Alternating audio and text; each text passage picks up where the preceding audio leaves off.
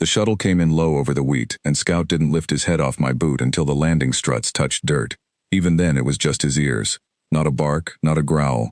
Nothing you'd call alarm. He watched the ramp lower the way he watched everything, like he already knew how it ended and was waiting politely for the rest of us to catch up.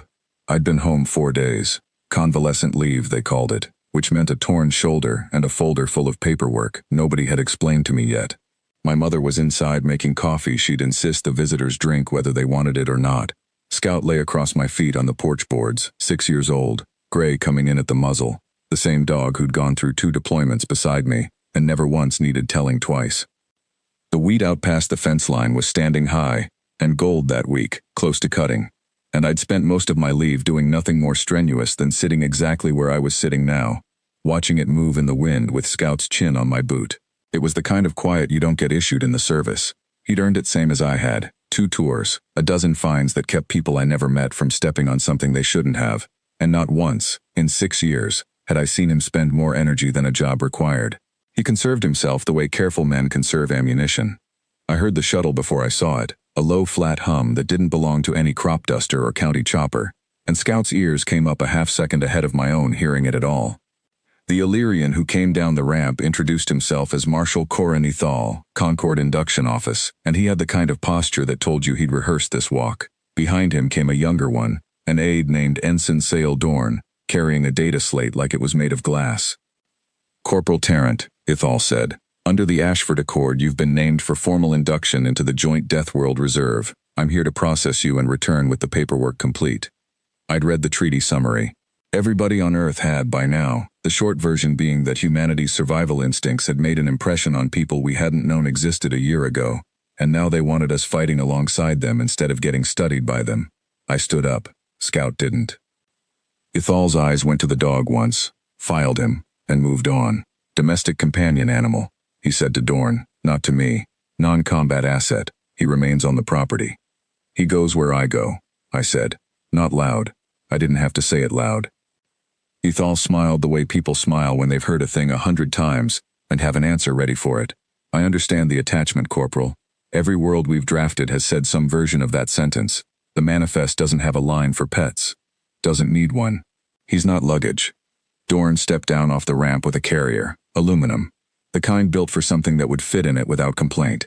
He set it on the grass and crouched by Scout with the easy confidence of a man who had never in his life failed to move a dog he wanted to move. Scout looked at him. Didn't stand. Didn't stiffen. His tail gave one slow beat against the boards, the same beat he gave the mailman, the vet, anyone who wasn't a threat and wasn't going anywhere either. Dorn reached for his collar. Scout let him get a hand on it, and then simply did not move.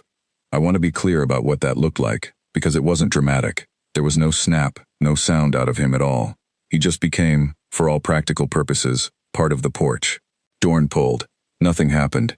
He braced a boot and pulled again, and I watched 60-some pounds of dog absorb it the way a fence post absorbs wind.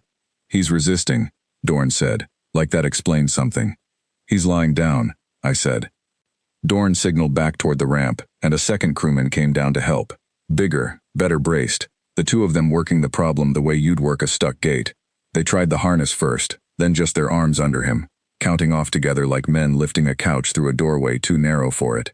Scout let them do all of it. He didn't tense, didn't brace back, didn't so much as open his eyes all the way. He simply weighed what he weighed, and what he weighed kept changing depending on how badly somebody wanted him to move. Ethal came over himself, unhurried, the smile still on but thinner now.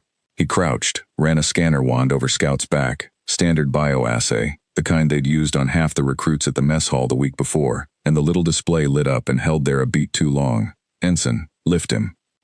Dorn got both arms under Scout's chest. My mother had come out onto the porch by then with the coffee tray, and she stood very still in the doorway the way she used to when I was 17, and about to do something she'd already decided not to interrupt.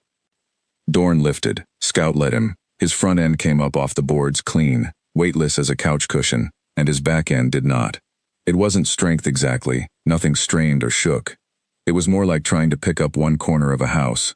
Dorn's face went through 3 separate expressions before he set him back down, and Scout resettled onto my boot with a sigh like the whole thing had been mildly beneath him. "He's not fighting you," I said. "He's just decided.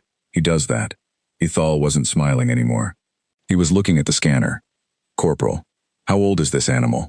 6. And his temperament in the field? Combat exposure. He's a working dog. Explosives, tracking, 2 tours. Never bit a friendly in his life. Never had to raise his hackles at anything that didn't deserve it. Ethel turned the scanner so Dorn could see it, and something passed between them that wasn't quite alarm and wasn't quite respect. The specific look of 2 people realizing the form they'd been filling out was the wrong form. He read from it, quiet, mostly to himself. Baseline resting cortisol below threshold. No stress response to restraint, to strangers, to attempted removal. Physical resistance registering as passive mass redistribution, not muscular effort. He looked up at me. Corporal, do you know what your treaty's companion clause actually describes? Can't say I've read the fine print. Neither, apparently, had we. It was drafted to cover incidental animals accompanying draftees. Every survey we've run on your species assumed the dangerous variable was you. He looked down at Scout, who had already closed his eyes. It did not occur to anyone that you would bring the dangerous variable with you on a leash, and that it would be content to nap. Dorn was still staring at the carrier like it had personally wronged him. He's not a weapon, I said, because it felt like it needed saying, and because it was true. He's my dog. Yes, Ithal said. That appears to be the entire problem. Every world we assess prepares its soldiers. Yours apparently raises something that doesn't require preparing at all, that simply declines to be moved by anyone it hasn't decided to trust, and does so without malice, without display, without so much as raising its voice. He straightened, folded the scanner away. I don't believe further processing is required today. So he stays. He stays with you. I'll be amending the manifest. He said it like a man conceding a point he was privately relieved to lose. Class designation pending, Corporal, but I'd start calling him something other than domestic.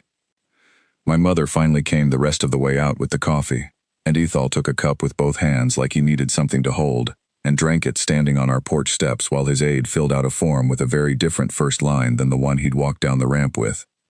They lifted off maybe 20 minutes later, dust going flat and gold in the evening light, and the wheat settled back down like nothing had landed in it at all. Scout hadn't moved through any of it beyond the tail. He opened one eye when the shuttle's engine spun up, watched it go, and closed it again. Some Marine, my mother said, sitting down beside me with her own cup. He's the Marine, I said, and put my hand on Scout's head, and he leaned into it the way he always did, like the whole afternoon had been someone else's business entirely. We sat there a long while after the sound of the engines had gone. The light dropped the way it does out here, slow and orange and then just gone, and the crickets started up in the ditch grass like they'd been waiting for permission. My mother didn't ask what the amended manifest said, and I didn't offer it. Some things you let settle on their own time, same as a dog deciding a stranger's all right. Out past the fence line, the shuttle was already a bright point climbing east, carrying home a form that said, in language none of us had written, that the thing they'd been afraid of all along had been asleep on my boot the entire time.